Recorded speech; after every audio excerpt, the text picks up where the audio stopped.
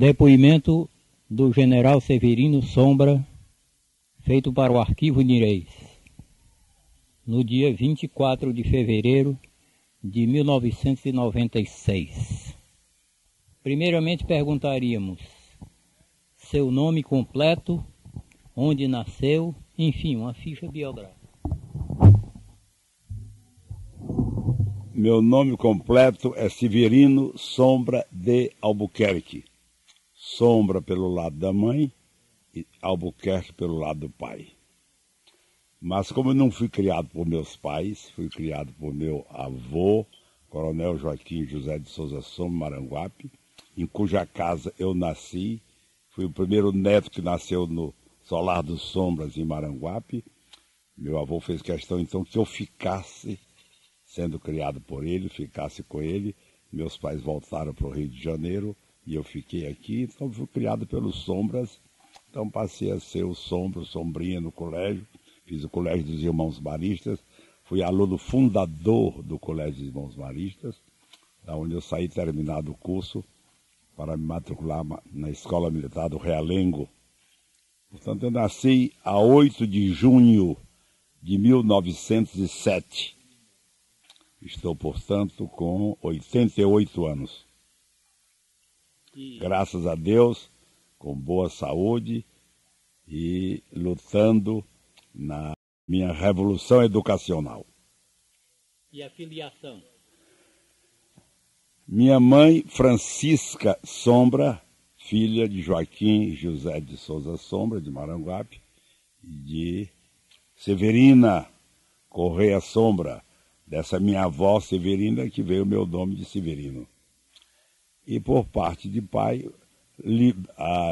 Liberalino, Vicente Liberalino de Albuquerque, família Albuquerque de Sobral. Eu não conheci meus avós paternos, porque o meu pai, como todo mundo naquele tempo, daqueles de boas famílias que desejavam se instruir, não havia faculdades, cursos superiores no Ceará. E mesmo no Nordeste, quando foi criada a Faculdade de Direito de Recife, que deu margem a uma elite intelectual de tanto valor, que marcou tão bem a história do Brasil, Cláudio Vilacqua, Tobias Barreto, Silvio Romero. E a outra, mais tarde, a Faculdade de Direito de São Paulo. E o meu pai, eu não sei, conheço bem as razões, foi para essa Faculdade de Direito de São Paulo. Lá ele fez a Faculdade de Direito, saiu-se muito bem, foi chefe de polícia de São Paulo, foi um dos fundadores do Instituto Histórico e Geográfico de São Paulo, casou-se numa família paulista, e quando, no terceiro filho, a mãe morreu, a esposa dele morreu, ele deixou os dois filhos com os avós maternos e voltou então ao Ceará depois de tantos e tantos anos, e os pais dele, meus avós paternos que eu não conheci, querendo que ele voltasse para conhecê-lo, para vê-lo, etc. E ele, assim, fez a viagem de volta ao Ceará. E lá na pequena colônia cearense de São Paulo, estava também estudando um tio meu, que eu não tinha nascido nesse tempo, evidentemente, esse é meu tio, Guilherme Sombra, que foi depois formou em odontologia, e muito amigo do Liberalino, do meu pai. Ele disse, bom, você vai para o Ceará, lá naquele tempo não tinha estrada, nem nada disso, tinha que ser a cavalo, tinha que ir para Sobral a cavalo, eu no meio dos caminhos, e portanto trocando animais, etc. Então ele disse, você faz o seguinte, você chega em Fortaleza, vai para Maranguape, para a casa de meu pai, que era o meu avô, Joaquim José de Souza, Coronel Sombra, foi o primeiro prefeito de Maranguape, e foi prefeito durante 15 anos, e você se hospedar lá, e o meu pai providencia, disse o Guilherme, o meu pai providencia os animais e guias para ele levar, e assim foi feito. E ele chegou em Maranguape, na casa grande do meu avô, e conheceu minha mãe. Então, porque havia exatamente o que ocorre. Às vezes ainda está ocorrendo isso no Brasil. nas cidades interioranas. Os filhos de boas famílias saem para fazer cursos nas capitais ou em outros estados. Às vezes, quando não havia no estado, como antigamente, tinha que ser feito em Pernambuco, ou na Bahia, ou em Medicina, ou em São Paulo. E por lá se empregavam, se arranjavam, se casavam, etc. E as meninas, as filhas de boas famílias, iam para o colégio da capital, por exemplo, aqui do Ceará, em Fortaleza, naquele tempo, onde estudaram a minha mãe e todas as minhas tias. Era o Colégio Imaculada Conceição, das Irmãs de Caridade. Foi o primeiro colégio feminino aqui. Fomos as filhas quase todas ainda falando francês. E, terminado o colégio, voltavam para a cidade interiorana. E aí, para namorar com quem? Para casar com quem? Se os filhos de boa família também tinham saído, e lá fora tinham ficado. Havia esses dramas. Então aconteceu isso. Minha mãe tinha acabado do Colégio Imaculada Conceição, estava em casa. E quando chega, o meu pai, viúvo, ela com 17 ou 18 anos, e ele já com 33, com 2 filhos, viúvo, para visitar os pais de Sobral. E naqueles dias em que ficou em Maranguape, preparando a viagem para Sobral, ele namorou-se da mamãe, e quando ele saiu para Sobral já foi noivo, para quando voltasse de Sobral para regressar ao Rio, a São Paulo, ia se casar. O que aconteceu. E aí minha mãe casou, foi com meu pai, acabaram ficando residindo no Rio de Janeiro. E naquele tempo, como sempre, cada ano um filho. Minha mãe teve 16 filhos, eu sou o 9º. E o meu avô, aqui de Maranguape, querendo conhecer os netos e pedindo que eles viessem aqui ao Ceará, ao Maranguape. Mas naquele tempo, imagina, navios, longe, dificuldade enorme, etc. Mas que depois de muito tempo é que vieram. E como sempre, mamãe já veio grávida. E era eu, o 9º. E nasci, portanto, na casa grande do meu avô em Maranguape. E meu avô disse, bom, esse é o primeiro neto que nasce na minha casa, vai ficar comigo. Meus pais voltaram para o Rio de Janeiro e eu fiquei sendo criado pela dona Maroca Sombra, minha tia, que era a única solteira e que tomava conta dos velhos. Porque quando meu avô morreu com 92 anos, eu tinha 3 apenas. Tanto isso coisas antigas, né? E eu fui criado pelo Sombra, por isso que eu fiquei mais conhecido como Sombra, General Sombra, General Sombra, General Sombra, Tenente Sombra, Capitão Sombra, Coronel Sombra, General Sombra, Professor Sombra, etc. E fiz o curso dos Irmãos Maristas, terminando fui para a Escola Militar do Realengo, mas outra coisa ainda, eu devo muito à minha vida, isso é uma questão de justiça, que eu não quero deixar de maneira nenhuma de me referir a ela. Eu devo a minha cultura, a minha paixão pelos livros, a minha paixão pelo conhecimento, pelo estudo, eu devo não só a tia Maroca, que foi uma mãe extraordinária, uma mulher extraordinária, muito culta, muito inteligente e um verdadeiro anjo, mas também ao tio paralítico, João Sombra. Esse meu tio, João Sombra, formou-se em Direito. Vem aquele boom da borracha, aquela riqueza da borracha no Amazonas, muitos nordestinos viajando para a Amazônia, encheu-se de cearenses da Amazônia, e ele também foi. E foi nomeado juiz de direito em Codajás, lá no interior da Amazônia. E o que contam é que depois de uma peixada, foram para o Rio e ele teve uma congestão. Ficou paralítico do lado esquerdo. Agora imagine lá dos cafundós da Amazônia voltar para Maranguape. Imagine o que isso custou e que tempo levou. Então quando ele chegou em Maranguape, é sempre lúcido. Tanto que quando ele chegou então em Maranguape, passou a andar em cadeira de roda, na Casa Grande de Maranguape, cadeira de roda, e gostava de jogar dama, muito lúcido, etc. E sendo empurrado na cadeira de roda. Bem, veio eu, e ele me considera, me considera como se fosse um filho, aquele menino nascido lá e criado pela irmã dele, a Maroca Sombra, minha tia Maroca, eu chamava de Otinha. E à medida que eu fui aprendendo, fui crescendo, passei a ler para o tio João, porque ele queria ter sempre notícias dos jornais, queria conhecer o que os jornais diziam, depois as revistas, depois os livros da casa. E assim era eu que passei a ser o leitor para ele. Então comecei a viver lendo. Lia os jornais, depois dos jornais eram as revistas, depois das revistas os livros da casa. E veio a guerra. Eu tinha 7 anos quando estourou a Primeira Grande Guerra. O meu tio Luiz Sombra, que era major nesse tempo, mandava as revistas militares, as revistas com todo o noticiário da guerra. Eu me apaixonando por aquelas leituras, com aquelas fotografias, contando aquelas batalhas no front, etc. Então li aquilo tudo para o tio Luiz. E também fui me empolgando pelos acontecimentos militares. Daí eu resolvi acabar sendo ser militar também e ir para a escola militar. Mas depois, já quando eu tinha meus 12 ou 13 anos, já estava faltando coisas para ler. Todos os livros da casa e de parentes e amigos eu já tinha lido para o tio João.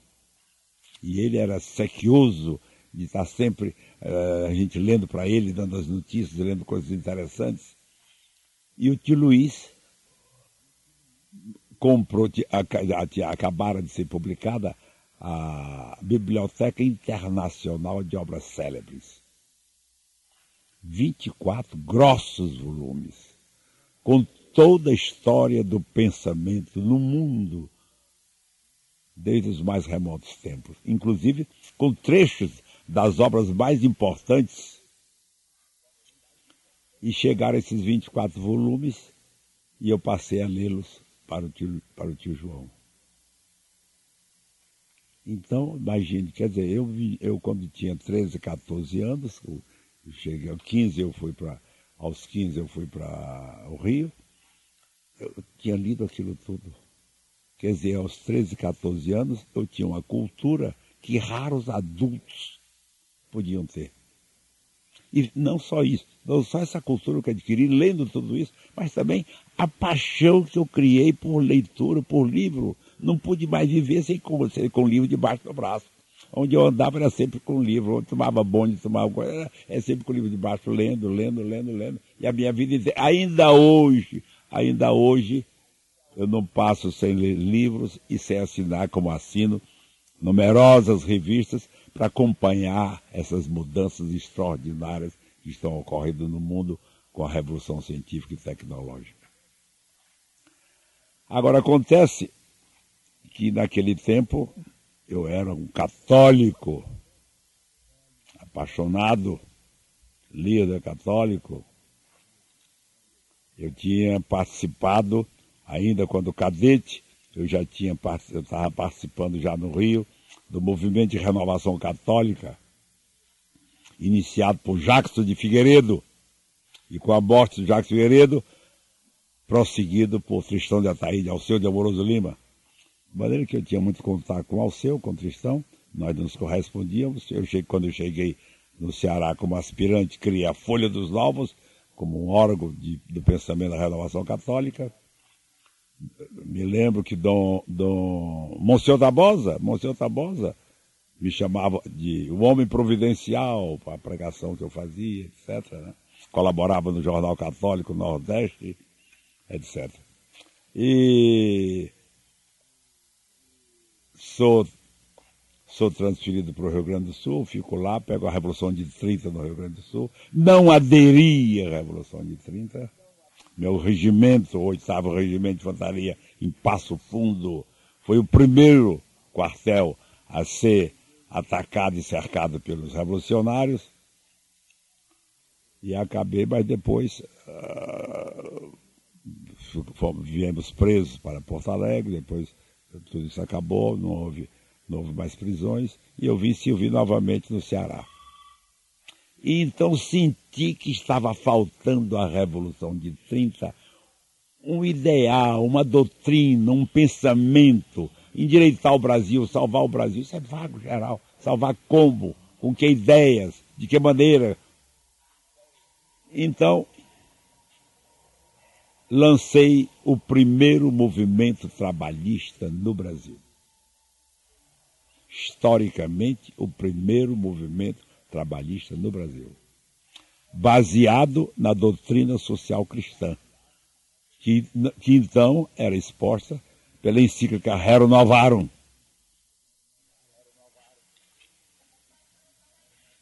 E comecei o movimento pregando essas ideias. Naquele tempo, o Ministério do Trabalho mal acabara de ser criado, e comecei a pregar nos grupos operários, nas associações operárias, comecei a pregar essas ideias, e fui criando outras associações e mais associações. Chegamos a ter quase 100 associações operárias aqui no Ceará. E aí o movimento começou a se irradiar para outros estados, para Pernambuco, Paraíba, Pará.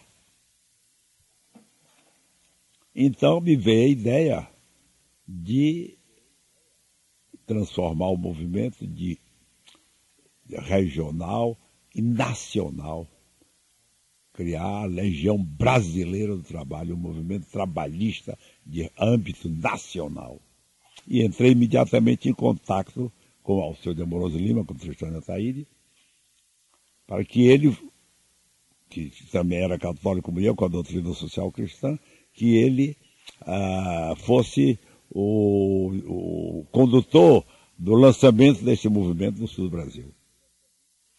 Mas eu fui ao Rio de Janeiro e o Tristão me disse que infelizmente não podia fazer isso porque Dom Sebastião Leme, que era o arcebispo do Rio de Janeiro daquele tempo, criara a Ação Católica e o convidara para ser o secretário-geral da Ação Católica.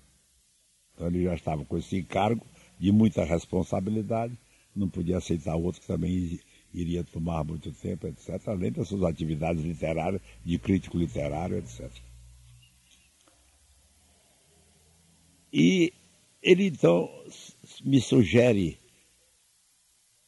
que eu entrasse em contato com um jornalista que estava, dizia ele, que estava escrevendo uma coluna política, umas crônicas políticas no jornal A Razão de São Paulo, que era propriedade, esse jornal, de um primo do Tristão, do Alceu. Pôs em contato com este primo, com esse parente, para que eu entrasse em contato com esse jornalista que ele dizia que estava escrevendo essa coluna política com artigos que o Tristão achava muito interessantes dentro das nossas ideias, etc. E quem era esse homem? Plínio Salgado, que até então tinha publicado apenas o Romance Estrangeiro. E lá fui a São Paulo conhecer e conversar com Plínio, para que ele fosse a pessoa a lançar o meu movimento trabalhista também no sul do Brasil. Nosso, que já não era o nosso movimento trabalhista no sul do Brasil. Mas ele disse, bom, Sombra, eu não tenho condições ainda, porque isso precisa, primeiro, acompanhar bem essas ideias, e segundo, reunir um grupo de companheiros e coisa e tal, para uma obra dessa aqui no sul, portanto, de proporções muito mais importantes, muito maiores, exigindo, portanto, muito mais trabalho, mais gente, etc. Então me dê um prazo para eu me preparar e preparar companheiros para essa obra, esse trabalho de lançar um movimento trabalhista. E ia se passando meses e meses, e o Plínio não dava notícia do movimento, não tinha conseguido ainda lançar o movimento, e eu escrevia, trocávamos carta, correspondência, e eu reclamando que o movimento estava atrasando, e eu já tendo contato com gente do Rio Grande do Sul, de Minas, de outros lugares, né? Do Pará, Pernambuco, Paraíba. Enfim, houve um momento que eu disse, não, Plínio, não há mais tempo de esperar, porque o Liane Sobrinho do Rio Grande do Sul já está interessado para o lançamento desse movimento trabalhista, o Bento de Mello em Minas Gerais já está interessado, e outros companheiros aqui no Nordeste, tudo isso. De maneira que eu não posso mais demorar o lançamento do nosso movimento trabalhista de caráter nacional. Então acertamos então uma data. Então combinamos, de acordo com os compromissos dele e com os meus também, porque eu era militar, tinha meus compromissos, de arranjar uma licença para esses dias, acertamos uma data, 9 de julho de 1932. Ora, o que é que aconteceu a 9 de julho de 1932? Explodiu a Revolução Constitucionalista de São Paulo. Então, as fronteiras fechadas, as tropas ocupando as estradas e coisa e tal. Eu fui o único, no Sul, eu fui o único, cara, aqui no Norte, que não tinha repercussão, eu fui o único a chegar ao Rio de Janeiro. E eu cheguei ao Rio de Janeiro não apenas por isso. É porque eu criticara a legislação sindical editada pelo primeiro-ministro do Trabalho, o Collor, avô do Lindolfo Collor, avô desse que foi presidente, Fernando Collor. Criticara. Ele, a meu convite, ele tinha vindo assistir uma concentração operária nossa no Zé de Alencar, as fotografias que você tem me mostrou, e a massa operária ainda se derramava pela praça Zé de Alencar, que não cabia todo no teatro, e eu fiz um discurso criticando a legislação, que foi uma grande surpresa para ele. Primeiro-ministro do Trabalho, esperava ser recebido com palmas e flores, e o que ele recebe é um discurso de crítica enérgica, severa, à legislação que ele tinha ditado. Ele ficou indignado. Levanta-se, quando eu terminei o meu discurso, ele levanta-se e fala, ele é um rapaz inteligente, um homem de bem, um homem sério, honesto. Foi conduzido, mas completamente, ele nunca tinha pregado trabalhismo, nem conhecia trabalhismo, era apenas um advogado, um homem de direito, de maneira que foi conduzido por ideólogos, etc. Então, a legislação era a legislação estatizante, que deu origem a esse peleguismo que desmoralizou o ideal trabalhista no Brasil.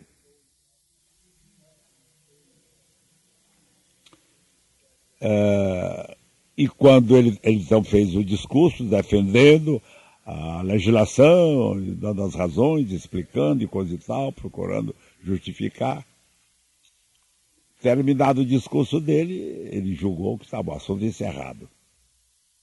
E para mim não estava.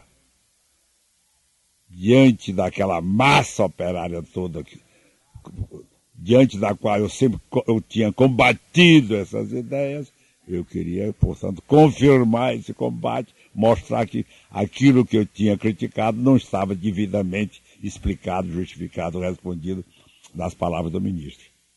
E com grande surpresa para o ministro e para a plateia, eu me levanto e treplico. Falo, e aí já falando com outro calor, com outro entusiasmo, com outra vibração, criticando as justificativas do ministro, respondendo a elas, mostrando que elas não justificavam e que nós íamos caminhar para esse estatismo que vem sendo a marca infeliz, vergonhosa da política brasileira até hoje, principalmente no campo social, e defendendo o verdadeiro ideal trabalhista, a liberdade sindical, e não a ditadura sindical, que é isso que nós temos até hoje no Brasil, infelizmente por causa dessa mesma legislação que eu critiquei e que continua em vigor. Nós estamos atrasados de décadas em matéria de trabalhismo. Bom, o ministro Collor, diante da minha tréplica, ele ficou tão surpreso e revoltado que levantou-se e se retirou do teatro. E com ele, a sua comitiva, seu gabinete, o Assis Chateaubriand, que também fazia parte da comitiva, o interventor no Ceará, naquele tempo, Major Carneiro de Mendonça, e eu fiquei falando sozinho lá em cima, no palco do teatro, e o povo aplaudindo. Ora, você pode imaginar um acontecimento desta ordem em Fortaleza naquele tempo? 1932.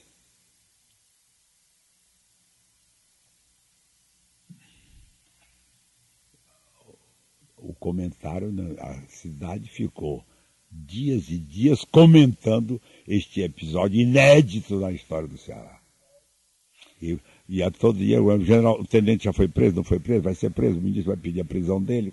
Ele foi muito correto, absolutamente, não tratou de prisão, apenas pediu ao Chateaubriand que evitasse o noticiário sobre o assunto no Jornal do Rio de Janeiro.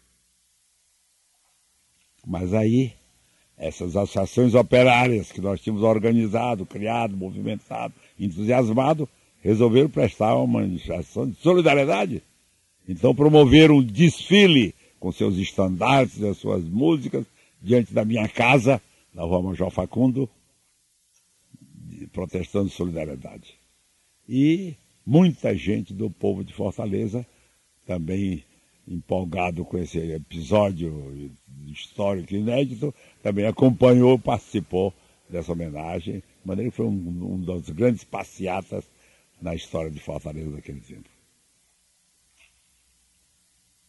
E com isso aconteceu um episódio marcante também. É que existia, naquele tempo, não existia Partido Comunista. Os comunistas se reuniam no Bloco Operário Camponês. Então existia o Bloco Operário Camponês. E como sempre, as organizações comunistas não têm presidente, são secretários, secretário-geral. Bem, aqui existia um Bloco Operário Camponês em Fortaleza. E muito ativo. Já tinha até apedrejado uma vez o jornal, a redação do Nordeste, que era o Jornal Católico da Terra. Então, um grupo militante mesmo, agressivo.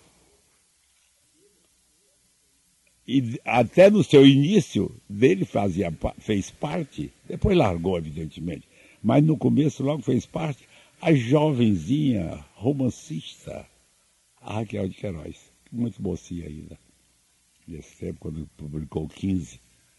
Ela também fez parte, e outros jovens intelectuais aqui de Fortaleza.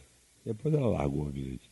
Bom, e o secretário-geral desse Bloco Operário Comunista era um gráfico, Paulino Moraes.